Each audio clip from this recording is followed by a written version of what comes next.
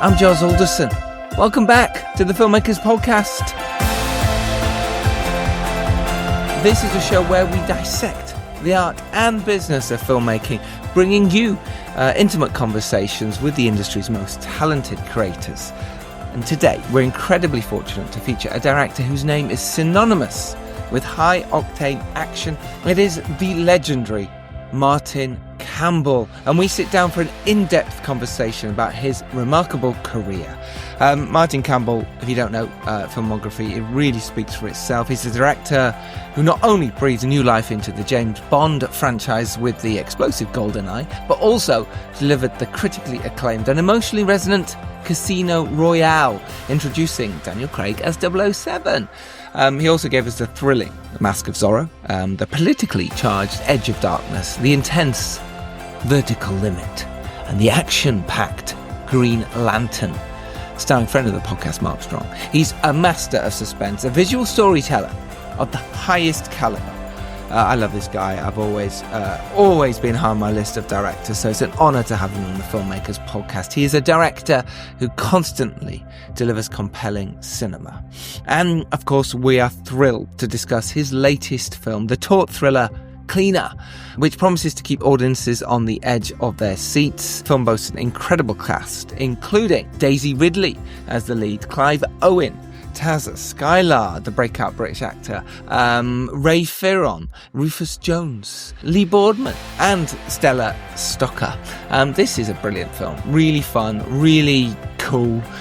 I really like this. Some great action along the way as well to watch. So we really dived in with Martin, talking about working with crew, casting, why small parts are very important to him. He takes it very seriously when he's casting those. And what happens when he's forced into making decisions? Does that make him a better director? And obviously we dive into James Bond, what that felt like, what that was like to direct those.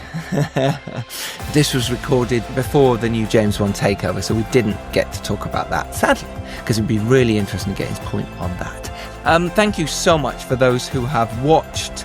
Well, first of all, thank you so much for those who listened to last week's episode about Food for Thought, my documentary I made with Dan Richardson. You will love that episode last week, so really appreciate that. It has done incredibly well on YouTube so far. We've launched for a week. We're already at 19,000 views. Might be at 20 by the time this episode drops. That's incredible. Really, like, it might seem small fish to some people, but this is a YouTube channel that had no followers, no subscribers, hadn't really put anything out on there before apart from the trailer for Food for Thought, and we're at 20k. I'm going to talk about at some point why I think it worked for us. I really played with the algorithms on the YouTube itself. So if you're putting stuff on YouTube yourself, just look at the way we worded the actual description and the title and the tags, if you can see them too. It seems to have really made a difference. Anyway, it's going from strength to strength. We're over the moon. The comments are incredible. If you have watched it and commented, you're amazing. Thank you. If you haven't yet, go to our YouTube, Food for Thought Doc. Have a look at the film we've made, all about plant-based living, the environment and animal welfare, and give it some love, give it some support. For me, it's our latest film, so I'm delighted. I am deep in prep now for my next film. We start shooting in 2.5 weeks, so there's a lot going on. So that's why this intro is without Dom and without us doing lots of things, and there's no outro as well. So getting stuff done at the moment. So here it is. Without further ado, because I've got to edit this, is our episode with myself and Dom Lenoir chatting with the amazing director Martin Campbell. Enjoy. You must be excited with the release. Yeah, look, I'm in Bulgaria, believe it or not. I've been to Bulgaria many times. I've shot there with the team over at the studios really? in New Bojana. Yeah, I love it there. Well, it's great. It's fucking freezing here now. There's snow, right? It's like 16 below or something. Yeah. 16 below. Wow. Yeah. You know what? I was in Lapland before Christmas, and I wasn't really accustomed to how cold it gets below -10, -15. Yeah. You're just putting layers and layers on, and it chills you to the bone, doesn't it? It's a different level. I actually shot in Montreal once. Oof. We shot out in the middle of 30 degrees below, and we got We didn't even turn a foot of film. We all just froze, including the camera. So that was the end of that. My eyelashes froze together. which is an exciting experience, but you know, what do we do it for film, don't we? We do it for film, but disappointing though when it's so cold you can't turn the camera over. I mean that you can't, it just freezes. When every day's so precious. How did that work out? Did you manage to get another day back? Insurance? Do you remember what happened? Well, I don't think I did. I think all we got was a close up of a finger on a trigger, and we put a tent around it and got the bloody heaters blasting. This is outside, right? Because we were supposed to be shooting outside. And that was it. That was the day's work. So Wow. I'm guessing a very frozen finger. Yeah. Yeah. What movie was that on, Martin? It was on a film I did called Beyond Borders. Yes, Beyond Borders. Okay, yeah. Angelina Jolie. Yeah. Do you manage to get the rest of those shots in the end? Yeah, we did. We got it all. Yeah, in the end, it was somehow you get it. I don't. Yes. Yeah. Despite the weather and the problems. Yeah. Are you in the many problems? The many problems. Are you in Bulgaria prepping, yes. Or are you? Yeah. Well, I've got another film. Yeah, which I'm sort of. I'm not quite at the prep stage, but we're very close. Oh, good. How exciting. Well, huge congrats on the cleanup. I've just finished it. I thoroughly enjoyed it. I thought it was great fun. Thought Daisy Ridley just went for it and was wonderful. Skylar was just fantastic. I really enjoyed the movie. I didn't expect what happened to Clive Owen to happen. It was just really, really cool, fun, exciting. The action. Well, that's it. Yeah, that's sort of what it is. You know what I mean? I hope it's entertaining. I mean, that's what it was supposed to be, and I've worked with Clive before, of course. Daisy was terrific, and it was sort of a page turner when I read the script. I read it and I was turning the pages, and it also had interesting bad guys. But they're not bad guys. So in fact, I think Noah is I think the Clive Owen character. Yes. Right. I think Nico Warrior. I think morally he's doing exactly the right thing. I don't see him as a so-called terrorist, if you see what I mean, at all. I think the opposite.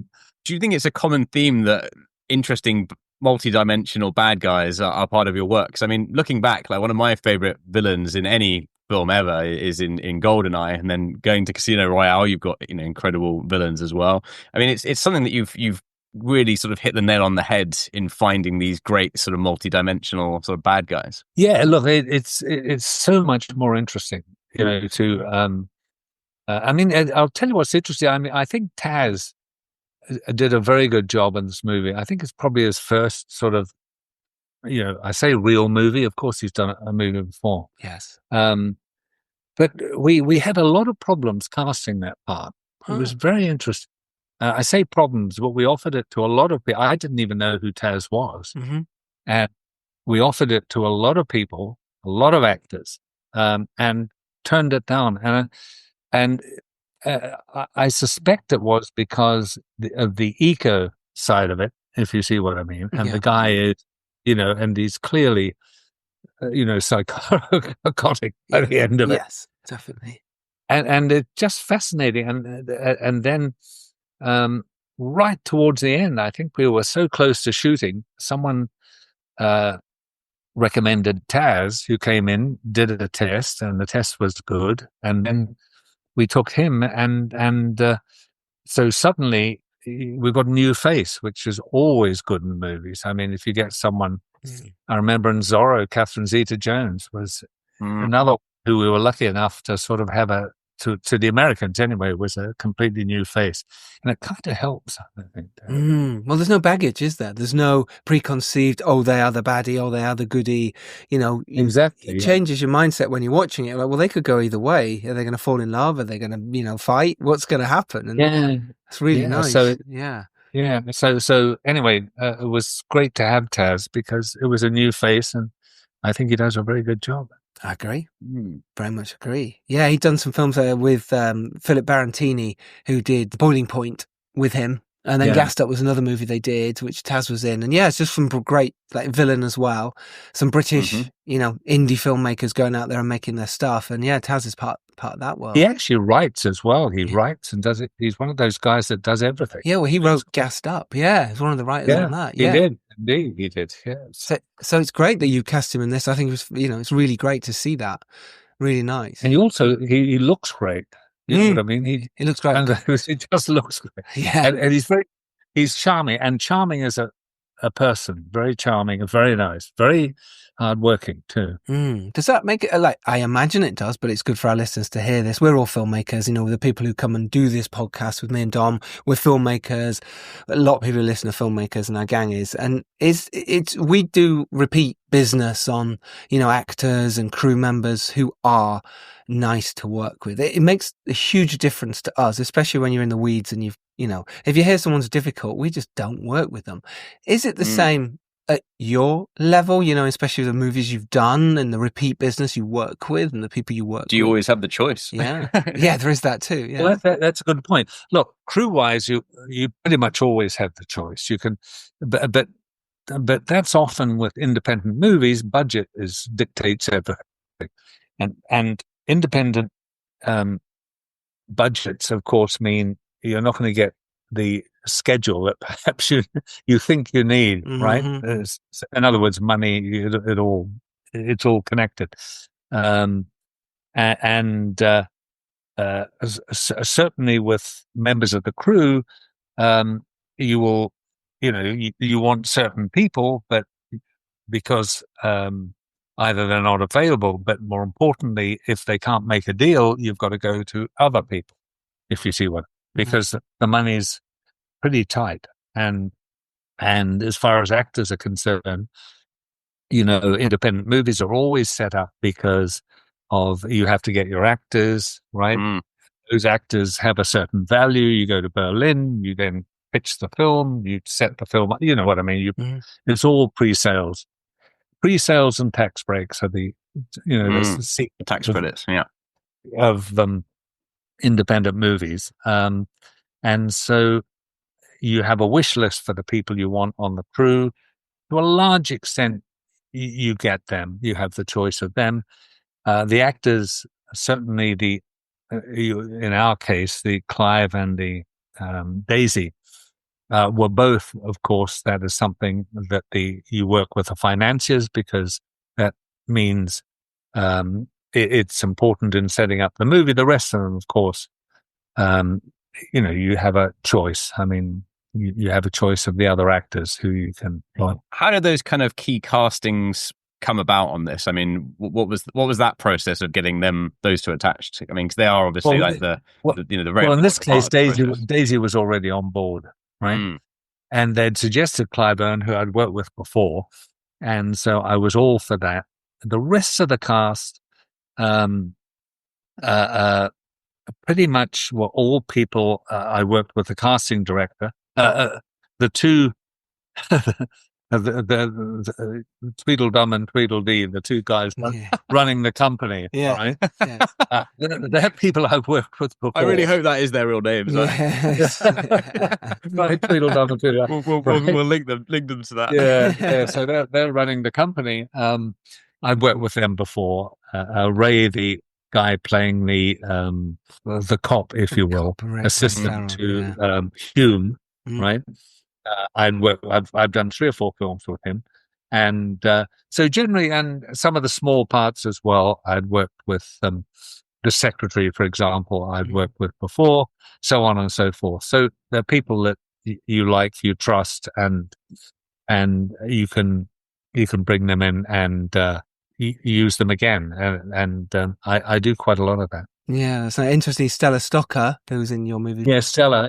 Yeah, she was my Guinevere in my King Arthur movie I made. So so it's great to see her. She's fantastic. She's lovely. Yeah. Yes. And she and Liam Neeson. Yes. Right. Indeed. Yeah. So it was great getting and the rest of the hostages. Well, of course, as I say, Tweedledum and Tweedledee. Apart from the rest of them, are all Rufus new, and Lee Boardman. Yeah.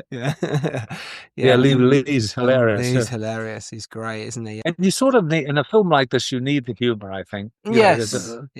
There's a little sort of element of humor about it, which I think it kind of needs, and those two, those two guys are kind of I think bring just a touch, which is nice. What's your process in terms of maybe the more supporting or the smaller roles, but the important roles? Because, they're so important to the film, but when you're focusing on the sort of lead actors, that's always the focus. And then you've got action to think about as well. I mean, how do you sort of navigate that world to make sure everyone's on the same page when you're shooting? Well, you know what?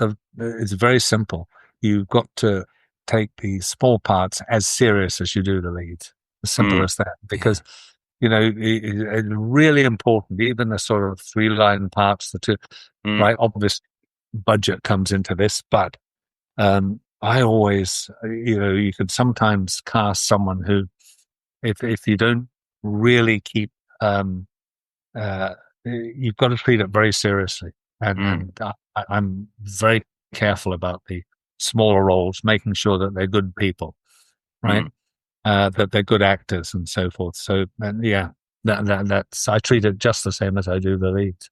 Interesting. Yeah. And what is that early process of having is it conversations with the actors? Do you like to sort of meet them or have a Zoom, or is it kind of more information backwards and forwards? How are you looking at the character? Those kinds of things. Yeah, well, in the old days, it used to be they used to come in and audition. For them. No more. Everything's done on. Yeah. Everything's done on. It's done digitally, of course, including us now. Exactly. Yeah, like us, sadly. Yeah, and the thing is, you have a casting director. Yeah. You go through all the characters. They come up with all sorts of suggestions, right? Which is good.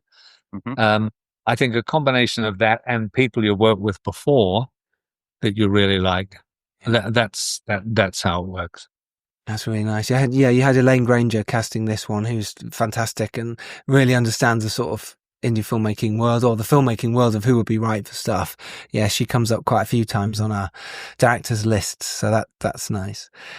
When you get a script like this through with a cleaner, do you still, put your director's touch on it? Like you mentioned there, it needs to be funny, or it needs to have funny elements. If the script comes through and you love it, at that point you're going, okay, I'm just going to spend some time and tweak it, or you're going to go back to the writers and do stuff. Is that still something that, because we definitely do that? Oh, no, I work a lot with the writer, actually. Great. And Simon, who's very good, I worked a lot with him. And first of all, you have to adjust it to the budget. I know I keep going on about budget, but trust me, it's a big thing. And they're very tight on budget. I can't give you the figure, but let me tell you, for a film like this, it was fairly small. And the thing is, I sat down with Simon, and of course, you go through all the characters, you talk about them, and to enhance the characters, but then you have to start making adjustments for the budget. And a perfect example in Cleaner is the second scene where she's rushing for the bus, right? The two of them are racing for the bus. That actually was written on a motorcycle. They were both on a motorcycle, Right. screaming through traffic, so on and so forth. Well, the truth was, we couldn't afford it. I mean, on top of which, you can't have two characters with motorcycle helmets on talking, because you can't see who they are. Who's the actor? Who's the actor? Who is it? Who are these people? But it was a sort of, she's going through, because she's late, she's weaving through traffic, etc. We couldn't afford. So now we have to rewrite it. So we did, and we came up with the of the bus, which I could shoot pretty fast, which I did. And there's that. Also, the original end of the movie took place at the top of the building, and I think was a fight between Daisy and Taz. There still is that, of course, and the brother, right, Michael. So, but had to be adjusted, because so we then came up with the utility room, right, which we used twice. Because that now means that the cost. Line producer's happy. Well, you've got to, because you've got X amount of money, and it's tight, and you've got to make it work. And ironically, some of these, like for example, the bus scene, actually is better than the motorcycle scene dramatically. It's actually a much better idea. When you're forced into this, it's kind of works sometimes. Yeah, well, I was going to say, because I mean, you've obviously made a budget decision, which is the sort of the producer side of the hat. But I suppose one of the talents of a good director that's been working in the industry for a while is you're actually creating character and you're creating the tone of the movie, and you're setting up like some bits of comedy, like with the new way that you shot it with the bus and then them running. It kind of, it sets the concreting of the tone of the movie. Quite early on in that sort of early formative point when people are like, what's this movie about? What's the style? Exactly. Yeah. It does set the tone of it. And I always liked his opening scene, which says everything about, how they're brought up with the parents. You can fill in all the gaps yourself. You need to explain it. Yeah. It's all there in a kind of 1 minute scene or whatever it is. I can't remember, but, it's all there. You don't need to underline it. You don't need dialogue to tell you. It's all there. Yeah, I mean that again, that was a sort of one of the key moments that stood out to me, because it's completely unconventional, and you're sort of seeing her in a younger age, but you're also seeing something that you don't see particularly. I mean, you often have an argument or something going on, which is the sort of the generic side, and you've done something where she's crawling around the side of the kitchen, and it creates something that immediately gets the audience like, okay, this isn't what I expected. I mean, is that the kind of the thought process in opening in a movie to get people hooked? Well, to be honest, he wrote that. That was already written in the script, and I thought it was a very good scene. It just did everything visually. It didn't need, as I say, it didn't need a lot of expository stuff to tell you, and the building they're in, it's now become a bit of a classic, that building, I think, in London. Yeah, yeah. It's sort of become but at the time it was a dump, of course, in the early days, right? But it's sort of become a landmark building, And speaking of landmark building, because the building played a huge part in the movie as well, in terms of the stunts, the whole, what the building was part of it. They're attacking the building, they're in the building a lot of the time. And to be honest, I really love the fact that there were window cleaners as well. It really added to it.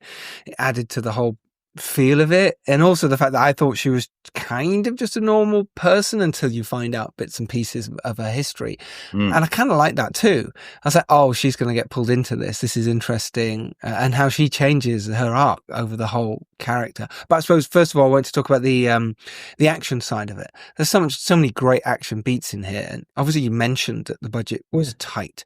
When the budget is tight, actually the first building we were going to go, there was the Shard. It was the Shard, right? Okay, that makes sense. Yeah, and it took all of 5 minutes for them to tell us to piss off. Totally, absolutely. Yeah, that's £1 million per day on the location cost. Maybe. Yeah, exactly. Also, the windows are sloped. If you look at the Shard, you can't just drop straight down, right? Yeah. And it would have screwed up all of Vertigo stuff, basically, because if it's on an angle and you shoot those angles, you're shooting into the building. Yeah, you see the bottom. It wouldn't work. Absolutely. So how do you design those amazing moments then? Are you doing that in the studio? How much are you doing on the building itself? Or obviously you can't go halfway up a building in the middle of the night and shoot. Yeah. First of all, it's illegal. Yeah. That's number one. Is it actually illegal? I didn't know that. Right. Okay. No, they wouldn't let you. The police won't let you do it. It's illegal to do it. Right. Wow. So obviously we shot the cradle stuff in the studio, but we built a big part of the set. Like it was 3 windows, I think, up, and those windows closed up pretty big. And the question was, and the time we had, was to find a way of being able to. We had to move the cradle up and down, but we had the blue screen above, but the secret with all of that was storyboarding. Everything was storyboarded. Right. So we just pin up the storyboards and we said we're doing this, and that. That's the way that's the only way to do it. It's the only way you can budget the thing. And so there's quite a lot of visual effects, but the actual backgrounds are the true backgrounds. They went up in the cradle and shot all those. So. Wow. And that shows, because like I said there, I actually thought some of it you did shoot up there, and then some of the stunt stuff you did down in the studio. So it's quite impressive that I believed that, especially as we filmmakers, because both me and Tom thought that you've probably shot a bit. Yeah. So I thought you'd done definitely a portion of it on the skyscraper. Maybe not the stunts, obviously. Yeah. It was, I think we shot 4 days at the building. Okay. There were 3 night shoots, all that business in the street, where she shoots and the bottle explodes. Yeah, and the running. Going on. Nonsense. We had fun stuff to do that. And we had 1 day shot, one day, where arriving. She first arrived at the building. So, yes. Yeah, and in terms of scheduling then, your action, obviously because you're so experienced at it, is it a case of once you've storyboarded and it's scheduled, are you understand how long you need for certain things, or is it still evolving? Is it still changing because you don't know or totally? Well, it's all dictated. I know I go back to it by the budget. The company gave us a figure and said, you have to make it for this figure. Right. And you can't go over. I mean, that was the deal in making the movie. And so, when you're doing all of that, you're storyboarding all this stuff, you're thinking, Jesus, this is an effect shot. That's an effect. How much is this going to cost? And so on. You know what I mean? Everything. And you can't get any estimate until you do the storyboards, until the visual effects people can see the storyboards and say, this is going to cost A, B, C, D. Until you do that, you can't possibly. And what you do as a director, I certainly do, is I ignore the budget as I'm doing the storyboards. So I do what's best for the film. And if I have to then, go back and say, well, maybe let's take that out. Let's take that little sequence out because, we can't afford it and so forth. Then that's what we do. I have to say that despite the small budget, it pretty much, given we shot it in 47 days, the movie. Wow. And the everything storyboarded, we pretty much shot. So I didn't really have to get into any, like cutting sections out, if you see what I mean. We did actually shoot all that stuff. So was there anything where you had to kind of change it quite dramatically? I mean, we mentioned the bus so far. I mean, was there any bits where you thought, okay, I really want to spend a bit of money getting this sequence to really look exciting, and this bit maybe we can cheat it to be using these 2 sides of the building, or something to sort of get away where you can move the money around? I mean, what were the sort of the priorities in that? Well, process? the thing is, as I say, the end sequence was originally the 3 of them at the top of the building, right? Having a punch up at the top of the building, sort of on the cradles at the top, which would have involved more visual effects, and now it's all sort of on the. And I thought we'd done enough on the cradle. That's the other thing. I thought a lot of it is on the cradle. We don't need to go back there. So we came up with the idea of the utility room, right? So, in fact, it meant that I could put both the big action scenes in the utility room, right? And they're always interesting because, there's pipes and steam and all that stuff, right? You can jump off balconies and all the stuff you've got to do. So that was quite a big change from the original script. But again, I think it's, to be honest, I think it's better than, if we'd gone back to the cradle and equally, how much action, what are you going to do? Hang off the cradle? We've done all that kind of. At the beginning. We've done all that in the movie. I mean, why go and repeat it? I mean, enough already. And isn't that interesting that you said that's because of budget limitations potentially? So therefore you had to think outside the box, and actually it made the movie better, right? Yeah. Have you found that that's happened more in the past, or certainly, you compare GoldenEye or Casino Royale, etc., where it's very, I mean, if you want to shoot this, you're kind of going to get to shoot it. Yeah, driving a tank through the street. Exactly. Not particularly like, Well, Casino was, we had the money. So, and I think the budget for Casino came in with the tax break at like 134, something like that. Right. I Not I 1,000. think, Yeah. no, I think I came in. I think the original budget was 150 without, which I came in at 151, so I was 0.05 over. Oh. And but with the next break, it was fine. Goldeneye was different because it was a 6-year gap, since the Tim Dalton films, and there was a certain kind of worry that people were no longer, that Bond was sort of outdated. There was a feeling that, after the Tim Dalton ones, particularly the last one, it did okay, but it was certainly it didn't get the returns that the other Bond films did. So there was a sort of feeling that a little bit of a worry that perhaps people were it had passed its sell-by date, basically. That was the thing, and so the budget on that came in at 58, I think. Wow. Right. But don't forget that was 96. So yeah, okay, a slight bit of inflation. There's a different, obviously a different exchange. Exchange, but the but there was a little tighter, and in the tank chase, I was originally going to St. Petersburg to do all that stuff, and then we got to a budget crunch, and we had to do it differently. So we built St. Petersburg at what is now Leavesden, right? Yeah. And shoot it. In fact, we were the first ever to use that place. That's right. And it was just an old factory in those days. And so it was decided the second unit would go and shoot stuff in St. Petersburg. The main unit would do, right? And so that's how we did it. Whereas originally the main unit were going to go to St. Petersburg and shoot the whole thing.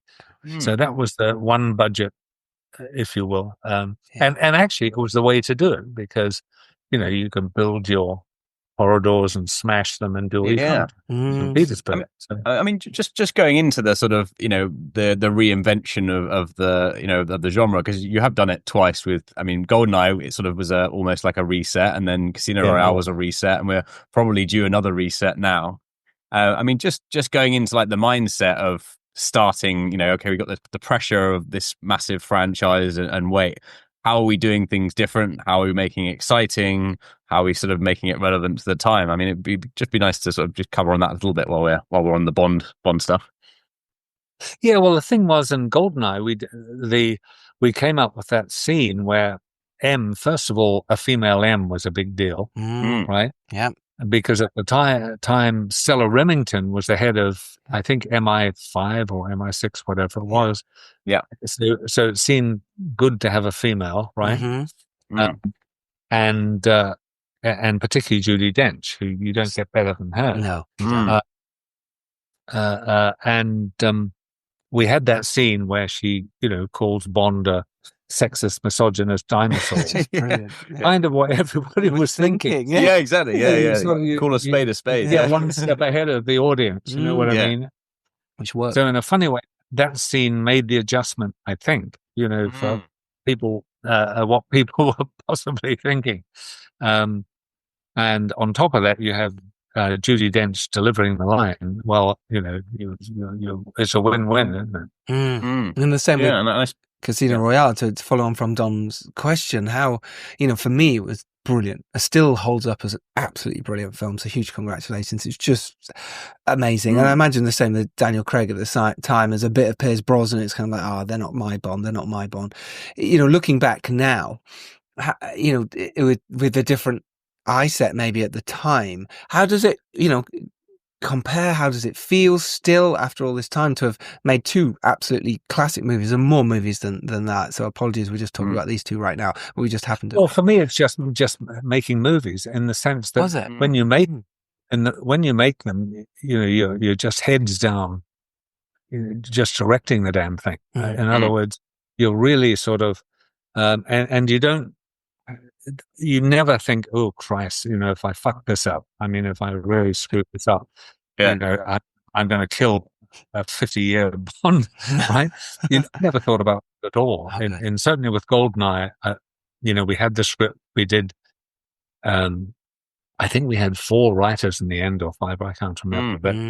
But the thing is that you just put your head down and go and hope that, it's going to be well. And whether it's that or an independent film, it's sort of the same process.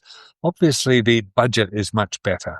I mean, the Broccolis are terrific producers. Certainly, Barbara and Michael, her half brother, absolutely terrific producers. And they let you make your movie. That's the great thing. I think the thing I loved about those movies, and again we sort of talked about this earlier a little bit, but is the consistency of memorable characters in your work. I mean, GoldenEye, I feel like that was the film where I was like, this is the first bad guy I actually sort of care about and really understand their motivations. And ever since then, there's been so many grey area villains that have good backstories. I mean, even going into the sort of the Dark Knight, I feel like that was the start point in maybe that generation of films. Sure. The background, you're absolutely right. The thing is that having 006 in GoldenEye, right? Yeah. And the whole thing about the Cossacks and all that stuff was certainly interesting. And of course, we had Le Chiffre. And to be honest, Casino pretty much followed the book, certainly architecturally. By that, obviously, there were clearly action sequences and changes, but it fundamentally followed the book. It was Hold'em poker instead of Baccarat, you know what I mean? Yeah. Obviously, because at the time, Hold'em poker was very popular. Yeah. But the fundamentals of that were the book, and we had a great writer in Paul Haggis who did a job on it. Yeah, and obviously gone on to an incredible career as a director. If you don't mind, before we jump back to Cleaner, just about your beginning, your start, because it's always something that our filmmakers love, because it's like, how do you get on the ladder? How do you get through? And some of your early work is, really fascinating as well. To have a quick look through back, it's really interesting. Love Box, I know you were one of your first films I can see that you worked on, but as a director, Sex Thief, Eskimo Now, Three for All, Intimate Games, my first film was The Sex Thief. Yeah, right? The Sex Thief, yeah. Which was, and that in those days, these sex comedies. I mean, there's a few bare boobs and stuff like that, but but they'd release them in these kind of cinemas, right? Yeah. I did that. I shot it in 15 days. It was a 100-minute film, right? And the budget was £15,000. And then I did Eskimo Now, right?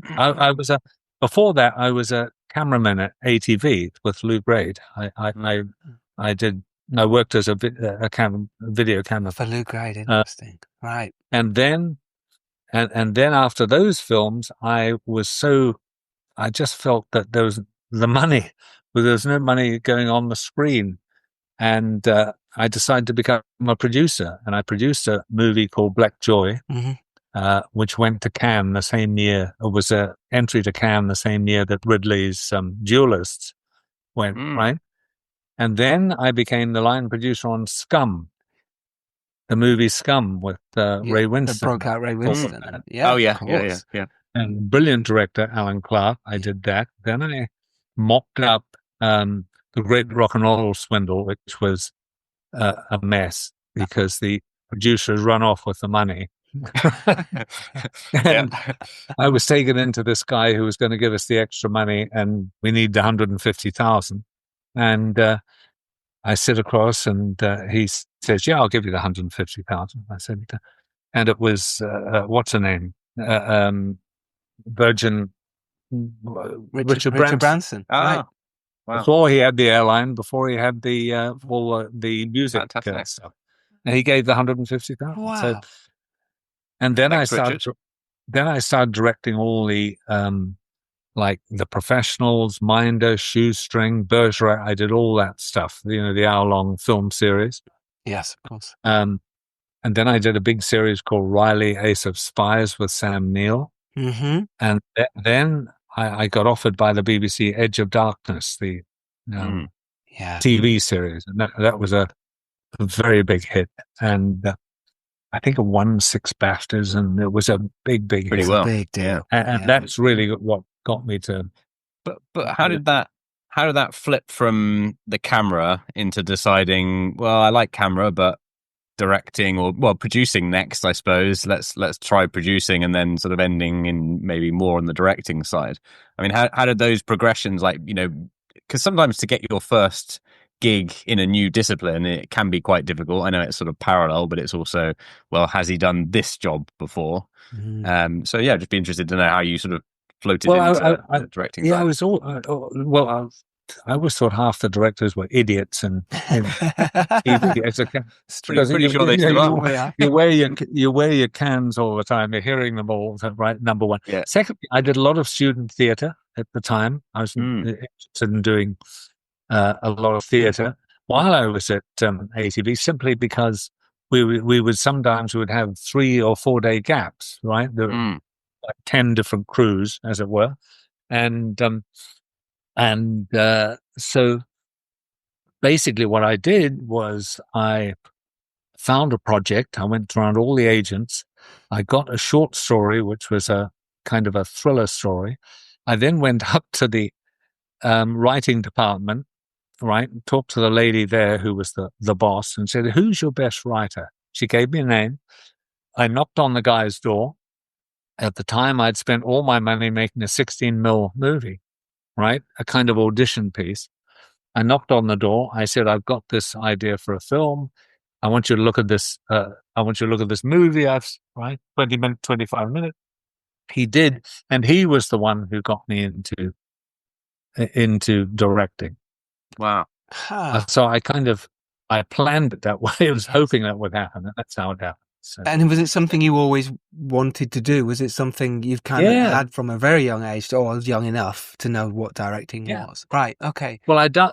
Well, oddly enough, I'm a New Zealander, and at the age, while I worked in an aerial mapping firm, and I made an 8mm film. I don't know why. I didn't even know what director did.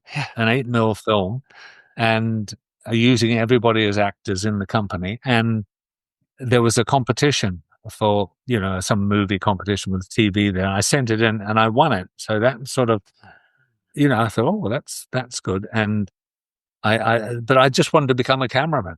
I didn't even know what directing was. I went to TV in New Zealand. I went all the way down to Wellington, TV1, which was the biggest, and told them I wanted to become a cameraman. What are the chances? And they basically told me to piss off. I mean, that was it. Forget it. And I said to them, well, what's that? I go to England. You've got an even worse chance there. You haven't got any chance at all. So I booked my trip on the boat. So you ignored them and off. Well, you showed them. Yeah. Ignore it. The thing is, ignore what people tell you. Yeah. Yes. It sounds, Martin, that you've got this wonderful get up and go, which is kind of what we like to, to teach on the podcast and say. It's like, if you want something, go get it. Even if someone tells you no, find another way. If that's what you want to do. Well, I think if you want to direct, you in this day and age, there's no sort of, even if you go to film school, you get 4 years of training, and then one day you're stepping out on the road, it's over. Well, where the hell do you go from there? Yeah. And Sidney Lumet used to say, just direct whatever film you're offered, whatever film you can make, do it. Right? Mm-hmm. And you're right. Do you feel that way? Do you still feel that way now? Like, obviously not everything that comes your way you're going to choose, but certainly early on. Or do you still feel the same way? Don't forget now, we used to have to use 16mm film. Mm-hmm. I mean, right? Here now you can just use your iPhone. The technology has changed so dramatically. So the opportunity to be able to make something is certainly from a technical point of view is much, much greater. Yes. And much easier, and the whole editing process. I mean, you're sitting on Moviolas. I was way back in those days where, the sound was mag, and you were sitting there in the Moviola, the editor's going through, right? Yeah. And nowadays, of course, you can do it on your computer. I mean, it's changed. So, and that's what you've got to do. I think, you get knocked down 50 times, you get up again, and you just keep going for it. I feel like it's 50 times per month is a sort of an average for being a filmmaker. The knockdowns. I mean, there is. I mean, have there been moments when you really have been incredibly frustrated by like those rejections, or maybe not getting offered things for some kind of window of time, or I didn't get the one I wanted to get on board with. I mean, obviously you're at the stage now where you've done so many great things. I've never got dejected about that. No. Mm. Always thought you can go. I've never angry and pissed off, yeah, but dejected, no. The thing is that, and also what people don't realize about directing is all the stuff that has nothing to do with the film, which is to deal with executives and studios and so forth. And often a lot of ridiculous notes, and you just dealing on that whole side of it is another complete phase of it that takes a while to, be able to deal with that. And you get it no matter where, whether it be independent, whether it be studio, and so forth. And that's the other big thing, the politics, if you will, of filmmaking, are sometimes excruciating. Yes, they are. How do you deal with those things? How should we as filmmakers, do you think, approach it? Was there anything you did wrong that you can change? The way always to deal with it is to discuss it with them. I mean, it always comes up in, whether it be, you always get notes, right? Always, yeah. Whether it be the studio, because I had a deal with Sony for 6 years, or it's the independence, right? You're always going now. In the studio system, you get all these notes, and the thing is, you have to take them seriously in the sense of not necessarily the note, because a lot of them you just think are crazy, right? Mm-hmm. They see the film once, they read the script once. They've got 10 scripts to read on the weekend. They make their notes. None of them thought through, right? Yes. None of them. But you have to take them seriously, and you have to sort of be serious about them in discussing them, and always discuss it with them. Always discuss. There's no point in, telling them they're assholes and that really all they're talking. It gets you nowhere, because ultimately they control the movie, no matter what you. I suppose it's a kind of a mixture of them feeling like they're being listened to, I suppose, is exactly, part of which is important. Yeah. And by the way, sometimes they do have good notes, sometimes. And the other thing is, sometimes the note may seem ridiculous, but the subtext of the note, maybe, in other words, the way they've worded it, you just think this is bullshit, right? And but there's a problem in this area. But actually, what they're really saying is, the subtext of the note actually is, it may be a pace thing, it may be what I mean? It's that kind of thing. So at all times, you've got to discuss, because they have all the power. I mean, what was it John Ford said? I've had 1,000 fights, and the studio won every one of them. What do you think? It's true, and it's great advice. It really is, because you can stand on your own and go, how dare you do this, but it just winds everyone up. No one wants to work with you again, or they'll just take it off you. You've heard that many times with studios. They do. I mean, they just take it away from you, and they can say, I've never. I'm just thinking back. The only film I had an argument when I did Green Lantern, right? Yeah, which was a bomb. Mark Strong. But it was a big studio movie that, frankly, was surrounded by politics and so forth. And that's the only time the cut got, they completely recut the sort of opening third of the movie. But I did get a version where it was my cut of the opening of the movie, and there is a kind of extended edition. That's the only time. Other than that, I've pretty much got my cut of every movie I've made. Right. And I've never been told you have to do this or you have to do that. They suggest it. And quite frankly, when you do discuss it with them, they can be pretty good. They can say, okay, I get it. Or look, try it, right? And you can try their notes and so forth, right? And you may be gritting your teeth while you're doing it, but always, always, always make it a discussion, never So- a confrontation. So just moving on to some, the recent film, like what project selection? What is it these days that you're maybe looking at? I mean, you've done the Bond thing, you've done a whole gamut of different kinds of films and sort of subgenres. Well, I always laugh at people. They always say, "Well, yes, you've done this," but like, first of all, it's not like 10 scripts land on your desk every day. I mean, No. the truth is, in this day and age, you get a script, right, that you like, and of course, you have to now set the thing up. There's a producer. You've got to get the money. You've got to cast the thing, so on and so on and so forth. And you've also got to earn a living, right?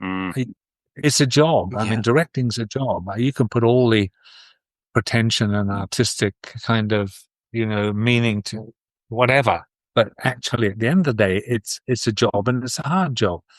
And the thing is that a script lands on your desk, right? A lot of scripts are rubbish. I mean, they're genuinely very good. And you think, well, this is something I could do, and this is something, okay, I can do this. And it also depends whether they're serious about making it. There's all that comes into it. And a lot of them, they're not. They say, well, yeah, it's great. Now you're with us. We can now go out to casting. You think, oh, God. So this is another 6 months of, right? So that's a factor as well. And as I say, scripts don't, it's not the scripts don't come 10 at a time at all. That's interesting. So and therefore, if you're going to sign up to something and do it, it's, 2 years of your life. You've got to want to do it, right? Yeah, absolutely. And I've never had a passion project in my life. Have you not? Never a passion project. And what I find is that people who have passion projects screw it up. It's like John Huston doing Under the Volcano. It was not a good film, right? And the passion projects often, if you look at them, the real passion project, One from the Heart with Coppola. They don't work. I don't quite know why, but a lot of that will, right? Yes. No, that you will find that the people who have these great passion projects, they, what was it, Megatopolis or whatever? Popular film, right? There's another club. It's a passion project. It didn't work. I mean, so the answer is I have no passion projects, in terms of things you want to make or things you want to do. It's what appeals to you that lands on your desk, and you go, okay, let's look at this. Yeah. Is there an element of looking for something outside of your own kind of knowledge sphere, as in like, this one excites me because, okay, I can do these action, I understand these characters, but these ones are kind of outside my comfort zone, and this is something I haven't explored, and that interests me? Is there kind of a mixture of that? It's interesting you should say that. After I did a Defenseless, right? This movie I made, and it tested so badly. I got 25 out of 100 when we tested it. Wow. The audience, right? Badly. It tested badly. And my first film, Criminal Law, tested extremely well. Gary Oldman, right? Yeah. I was so naive. I thought, oh, great. You just go to your, you go have a test screening. It's all wonderful. It's all going to... I went to the test screening of Defenseless, and I'd been hit by a piece of 4x2. I thought, my God, I can't believe this is terrible. The audience did not like that movie. And anyway, so I did that, and I thought, oh, where the hell? Anyway, my wife, I got the script called Cast a Deadly Spell, right? With HBO. Okay. And it was H.P. Lovecraft meets Humphrey Bogart, all set in 1948. Right. And it said on the log line in 1948, in 1948, everybody used magic. So magic's a currency, right? It's a currency. The more powerful the magic, the more, right? And I turned it down. I said, this is ridiculous. My wife said, this is the last thing I want to do. This is not me. And she forced me to do it. And it turned out really well. It was a very low budget. Right. And you can actually get it on, I think it's on streaming somewhere. But Fred Ward, actress who nobody knew, called Julianne Moore. Yeah, at that time. Yeah. Small timer. And it was, I think the budget was like 5 million or something like that. Yeah. And it was HBO, and it was, I said, I just can't, this is not me, right? And I went and did it, and it turned out really well. So but it's not the sort of film I would, in fact, I turned it down. I said, I can't do this. This is right. Yeah. So sometimes, on the other hand, you see Green Lantern. They came to me and said, you've got 2 days to make up your mind, right? Because Wow. it's a big movie. And I thought, well, I've never done a superhero movie. And I did it, and it bombed. And there's all sorts of reasons that it didn't do well. But part of them was probably I shouldn't have directed it, because I'm not a fan of, a lot of these MCU, I think the films are not very good, but there's some terrific ones. The Last Avengers I thought was bloody great, really well done. And there are a few of them which are really good, but a lot of them are just not very good. You know what I mean? I do, yeah. But if you're going to direct Green Lantern, it should be somebody who is very enthusiastic about that world, about that DC world, and somebody who's very enthusiastic and is and really wants to do it. I did it because I've never done one before, right? Yeah, and and it was there on the table, and Ryan Reynolds and superstars, Mark Strong, and we know, and just that must have been amazing.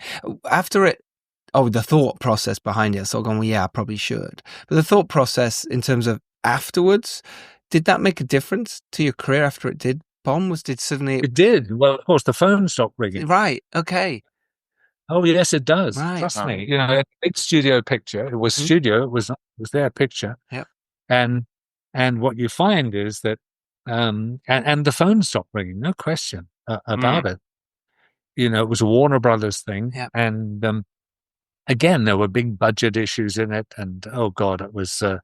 But having said that, the shoot went very smoothly. That was pretty good. But the the script was not very good, and the and when it all came together, it clearly people didn't like it, and and it was a big studio movie which had all the politics and the stuff flying around, and a lot of views, a lot of opinions. In the last quarter of that movie, I had a completely different ending to the whole movie, all of which I had to scrap. I'd storyboarded the whole thing, all of which I had to dump because they didn't have the money. So we came up with an ending I thought was very basically, as I say, cheap. I didn't mean that in terms of money. It just was not good. Not ideal, yeah. And by the way, that was not the reason the film failed, but it was a big studio movie that, to be honest, I shouldn't have done. So what got the phone ringing again, and what was the mindset going into the next thing that you were offered? Getting back on track, because it's you can't always predict if a movie's going to do well. It's just sometimes it's just bad luck or any number of reasons. I know we've got into a couple of reasons, but what I did was I then went and did some pilots, right? TV, okay, right, which are great to do. You get a schedule of 14. I'd done TV, so I knew what the hell I was doing. I did those. I had a couple of movies that got very close. One in Venice. I spent 3 months in Venice for a movie that 2 weeks before the finance collapse. It was I spent a lot of time on that. There was another movie, I can't even think of it, that I was working on. And anyway, what happened was I then got involved in a movie with Jackie Chan. Yes. I did The Foreigner. The Foreigner. Oh yeah, yeah. With Jackie Chan. At the time, yeah. And that was financed. STX were the company. They're since become bankrupt. But it was also very connected to China, because a lot of, if you look at the film, there's endless logos of Chinese companies, none of who I met. So I did that. That was a pretty strong comeback, to be fair. I mean, it was a good film. Like a lot of people liked The Foreigner. It was and it was also working with him was great. So, and it did well. That financially did very well. So that was, and then after that, I did the Protégé. You did the Protégé. Yeah, for Yariv here at the New Bayana Studios, right? Do you call it with with Maggie Q? Yes, right, and Sam Jackson, etc. Right, Michael Keaton did that. Yep. And then what did I do after that? I did the Liam Neeson film. Yeah, you did. Right? Yeah, Memory. Yeah. And I did, which Memory is a remake of a European film. It's almost exactly okay. Yeah. That's great. It's a remake, pretty much the same story. And that sort of fell into the, Liam was doing a lot of those thrillers, and there was a sort of, and was, because he was doing action after action after action, right? So you get caught in that, in that sort of. He was in that. He was in that cyclone for sure. But I think this was definitely one of the more memorable ones. Pun intended. But yes, and then we did. Yeah, and Stella was in that as well. You had Stella in that one. Stella, well. She was. Yeah, she was in that. Yeah, and then Dirty Angels, your last film, I loved. I really enjoyed Dirty Angels. I mean, my missus watched that. Yeah, Dirty Angels, a very low budget film. If I told you it was like $12 million or right, $30 million. I didn't say. Right, okay. That was a lot of tough stuff in that. Yes, a lot of tough stuff, and politically a very difficult film as well. Yep. But so that and I've then we're on to Cleaner. Yeah. So and just to bring it back round to Cleaner now, in terms of post production, it'd be really interesting to talk about your post side, obviously on set, and to wrap up a little bit as well. Yeah, exactly. We need to wrap up. So, in terms of how your edit process, really quickly, it'd be really lovely to know how you find that process, the edit side of movies, especially on the Cleaner, because there must have been quite a lot in the edit to do. When you say the edit, you mean the editing process? Yeah, the editing process. Yeah, and we'll bring it back to the Cleaner, so we'll talk about editing that side of it for you. And how the editing side. Well, I love the editing side. I don't like shooting, oddly enough. No way. Wow. No, I don't like shooting. Wow. I find shooting a strgle. I mean, well, yeah, it is. How much is true? Yeah. And I work pretty fast. But I find my favorite time is editing. Simply sitting and and there's always the sort of assembly which looks terrible. Always. You put the assembly, but I don't watch assemblies. What the hell did I shoot? That's clever, Martin. Yeah. I never shoot. I never look at an assembly. Do you not? Oh, can't help it. I pretty much shoot to edit, if you see what I mean. Yeah. I don't do master shots. I rarely ever do master shots. I know exactly. I map out every shot.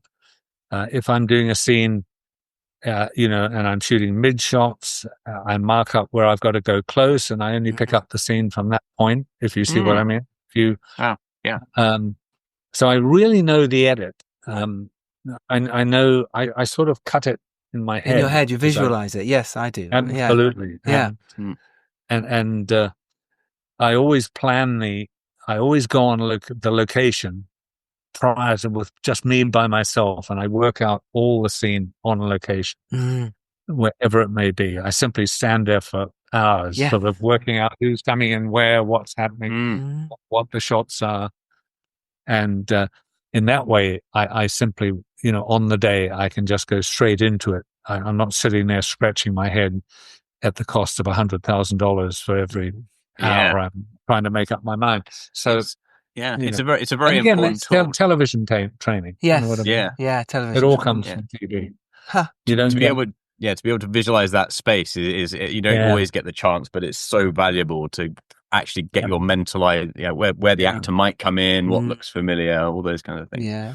Yes. And then final question, Dom. We do have to wrap up, sadly, Martin. We could talk to you for ages, but Yes, just a little bit of quick advice on someone trying to break into the industry. I mean, I know we sort of covered iPhones and that side of things, but maybe something else that you could offer someone trying to break in and make their first film or struggling to get something made. Well, the thing is this, if you can attach yourself to a movie by that taking any kind of job, doesn't matter what it's just this, and you should do it. Doesn't matter if you know somebody who, get onto the actual movie set. That's the point. Even if you're the third, fourth, fifth assistant, do it. The determination. I always, it always amazes me in film school. They don't have theater, right? Yeah. There's a lot of directors are not experienced in directing actors, and they're scared of actors. And certain actors with a name, they're scared of them. They're frightened. And the point is that, in my experience, actors want to be directed. I mean, they want, if you've done your homework, right, they want to be directed, and even the big ones, right? Yeah. And the thing is that it's always amazed me, and I remember saying at Chapman School in LA, I was asked to, go up there and give a talk, and I said it always shocked me. There was no theater. You're working with actors all the time. You've got great scripts, and my favorite, one of my heroes is Sidney Lumet, who is probably the best actors director in America in the States, done some brilliant films. And I honestly, there's no set way how to do it. You've just got to have determination. Just, obviously any film you can make it, write the script, whatever it takes, get onto a movie. It doesn't matter what job you do, right? Get onto the movie, and watch and observe, right? Talk to the director if he'll talk to you, and just go for it. Honestly, go for it no matter what. And seriously, it's just, and it doesn't matter how many rejections you get. You just say, "Fuck it, just keep going." I'm up again. Boom, bam, bam. Amazing. And you know what? You will do it. If you're a real enthusiast and you're really determined to do it, you'll do it. Martin Campbell. I mean, look at Spielberg's stories are most hilarious. Yeah. Went there, he got inside the offices for 9 months, and nobody even knew he was there. At Universal, I mean, it's a hilarious story. Can't do it now, though, kids. So you can't do it now. Unfortunately, but the same basic rules apply. Is that if you want to do it, right, just hurl yourself into it, and don't let anything stop you from, right? Wonderful sentiment to end on. Thank you. Yeah, Martin Campbell, thank you so much for your time. Thank you. Great. Enjoyed this, guys. Yeah. Okay. A lovely chat. Really enjoyed it. Thank you. Take care. Thanks, everyone. Bye-bye. Bye. Bye-bye.